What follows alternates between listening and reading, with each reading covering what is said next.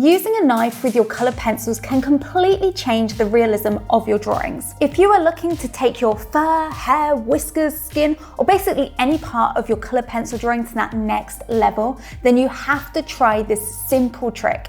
It will transform any colour pencil drawing into a super detailed piece of art. Now, for me to show you how magical this knife can really be, we first need to put down some colour pencil shading onto our paper. And there are actually 3 steps that you need to follow when doing your shading to make sure that this technique works. If you miss any one of these steps, then this trick might not work. Okay, first things first, we need to talk about paper because there's so many different types of paper out there, and I've found that this knife trick does work better on the Strathmore Bristol smooth paper, but basically any smooth paper will do. Now, step 2 is to think about your pencils. With this technique, I have found that any pencils do work, but I've definitely seen that wax-based pencils tend to work better. So that's brands like the Prismacolor, Premier Color pencils, or Caran d'Ache Luminance.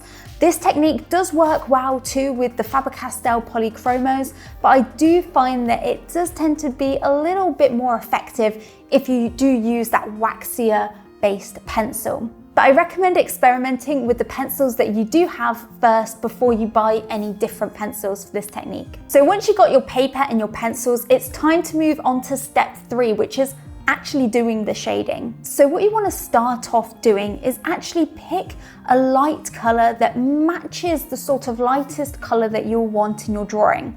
So if you're drawing fur, you'll want to pick a light color that matches the lightest tone in that fur. You actually want to do a pretty decent coverage layer of this really light pencil. You don't need to press really hard on your pencil or anything, but you do want to have a decent amount of coverage. And then you go over the top with your mid-tone colors and your darker tones and basically just do all of your other shading on top of that, working from light to dark, even get in those really dark colors that you need for your shadows until you've got a nice smooth blended layer of color pencil. So now that we've built up our shading, let me show you how amazing this knife can really be. This is the tool that we're going to be using for this technique. This is just a crafting knife. You should be able to get this from a local art store or from a website like Amazon, and it shouldn't be too expensive. Now I'm going to dive in and show you this technique and how it works, but I first want to let you know that I've got some cheat sheets that you can download completely free that basically sums up all this information that I'm going to give in this video, and they're cheat sheets for each of my favorite color pencil techniques, including this X-Acto knife one, so that you can just keep looking back at these cheat sheets to get the information on how to do them and what you'll need. This is a checklist that I follow when planning my color pencil drawings, when picking my colors. It takes you through the process of how to plan and set up for a really successful color pencil drawing. But now let's dive in and do this really cool technique. So all you want to do is you take your knife and you just use your knife to scrape away that top layer of color pencil. And what you'll actually do is you're scraping away those darker layers that you've just added, and that's revealing that first lightest layer of color that you started with. That is actually getting revealed when you scrape away those darker layers of color pencil. And that's why this technique works even better with waxy colored pencils, because they just scrape away easier. As I'm scraping away this colored pencil, I am actually revealing these really detailed fine lines. And not only is this technique perfect for drawing fur, hair, or whiskers, you can also use it for all kinds of textures. So you can use it for the skin to add fine lines and wrinkles, or even to create highlights in the waterline of an eye, or even to add pores to the skin, highlights on the lips. There's so many uses for this knife. I have had many students come to me and say, Kirsty, I've tried this technique, but it's just not working for me.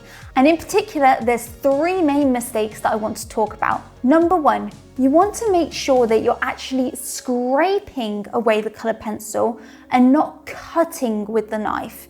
So it's a scraping action. We're not trying to cut into the paper or slice the paper in any way. We don't even really want the knife to come in contact with the paper. It's just about scraping away very gently that top layer of colored pencil. The second mistake is using a paper that's just way too textured. I mentioned earlier that you want to try and use a paper that's smooth. And if this technique is not working for you, it might be that your paper is just too textured. I've definitely found that the more textured my paper is, the harder it is to get a great result with this technique. But by far the biggest, most common mistake that I see with this technique is just not doing enough layers of shading with the colored pencil before using this knife technique. Not getting enough of that light base color down first before adding all of the darker colors over the top. You really want to make sure you're doing a full coverage layer of that light colored pencil that you've picked. Make sure you've done enough layers to the point where you are blending and burnishing that out, and then try scraping away that colored pencil. It won't work if you haven't got enough layers of colored pencil down, and definitely if you haven't got enough of that light based color down first on your paper. So now that I've shown you a little bit about how this technique works and I've gone through some mistakes to avoid, how can we actually apply this to our projects? How can we actually use this to make our drawings really realistic and super lifelike? Well, now I want to talk you through the stages that I went through when I was creating this really lovely dog drawing, how I set up my shading and how I actually used this knife technique to create more realism, how I used it for the dog's fur, for the nose texture and for the whiskers. And I know that whiskers can be really tricky for so many of us, keeping them white and getting them really nice and sharp. For the dog's fur, I started by picking a color that matched the lightest tone in the fur, which was this more creamish color. And I used this cream color pencil to add a base layer all over the fur. Remember, this color needs to match the color we want for our details, so that when we scrape away those layers of color pencil, it's going to reveal this lighter color underneath. I really made sure that I was adding enough of this pencil to the paper before moving on to using my other colors. And now you may wonder, well, how much is enough? Well, this is where I recommend getting a scrap piece of paper and just testing it out. Add a little bit of the base layer and then all of your other colors. Use the knife technique, see if it works. If it doesn't, then try using a bit more of that lighter base layer and just test it on a scrap piece of paper until you notice what amount of pressure you need to apply to get it to work, as well as being able to add all of your darker colors still over the top, because we still need to be able to add all of our mid-tone colors like I'm doing now and our shadow layers of color over the top. We don't want to saturate the paper with just our lightest base color. So now you can see that I've gone in, I've added more of the mid-tone colors for the fur, and I'm working on adding in those really dark shadows. And because we're doing all of the fur detail with the knife, I don't actually have to worry at this point about creating detail.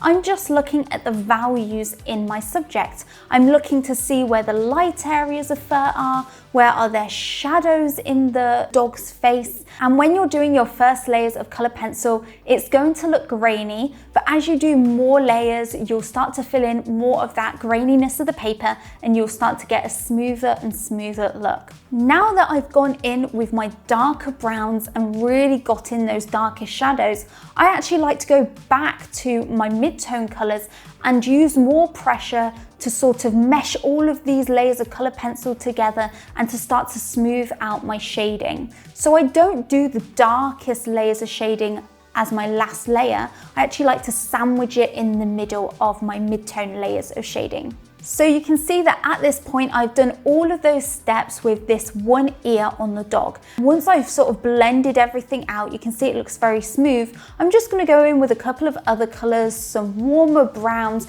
to just darken up the shadows a bit more. You can go back in with your darker browns just to darken up any values that need to be darker. But then once you've got all of your shading accurate, all of your values in the right place, that's when you'll then want to take your knife and start to add in detail and create that texture. Because this is short fur, all I'm going to do is I'm going to use the knife to scrape away really short lines that actually match the length of the fur. The next thing that I do is I just repeat that process for the rest of the dog, getting in all of those base layers of shading. Then I take that knife and I start to scrape away all of the fur details. And I really look at the direction the fur is going in on each part of the dog's face. I want my details to curve around the form of the dog's face, and I want to do the lines with my knife longer where the fur's longer and shorter where the fur's shorter. And you can just see how this creates so much detail in the drawing. It really takes it to that next level of realism and it makes it super lifelike. It's really hard to get these tiny details without using some kind of tool. And this knife is the perfect tool to have in your toolkit, especially if you love drawing animals or portraits, because it is perfect for fur and hair. But this technique is also great for textures like the nose. You can see I'm doing little circles to help give that realistic texture for the nose. And lastly, we're going to use it to create the whiskers, scraping away that colored pencil. You can see that it reveals these really bright whiskers. And because it's a knife, you can get really detailed, sharp whiskers. This is just one of the useful techniques that I love for colored pencil drawings. So I just want to share a few more examples of where I use this technique in my drawings. Of course, I used it here with the dog for the whiskers and the fur, but I often also use it with facial hair to create some of that detail. And over here with this darker beard as well, it can be really useful. So you don't have to do super light details. It's just going to be as light as your base color. So I use like a mid-tone brown for the base layer of this, and then the really dark browns and black over the top. And so it just reveals that mid-tone color. It doesn't always have to be a really light color that it's revealing. And I also tend to use it for like eyebrow hairs. It can be really useful to scrape away some of that colored pencil to create the lighter eyebrow hairs. It can be great for that. So remember to download that free colored pencil cheat sheet pack. Link is at the top of the description. It's got my favorite ways to blend colored pencils, add texture to my colored pencil drawings. And it also has some cheat sheets for picking colors for your drawings, as well as a checklist that will help you set up for a successful colored pencil drawing. So definitely grab your copy of those cheat sheets at the top of the description. And now, even though this technique is amazing, there's one exercise in particular that changed my life when it comes to colored pencils. So I recommend checking out this video next. It's a really useful video and I think it's going to be a game changer for your colored pencil drawings. Check it out and I'll see you there. Bye everybody.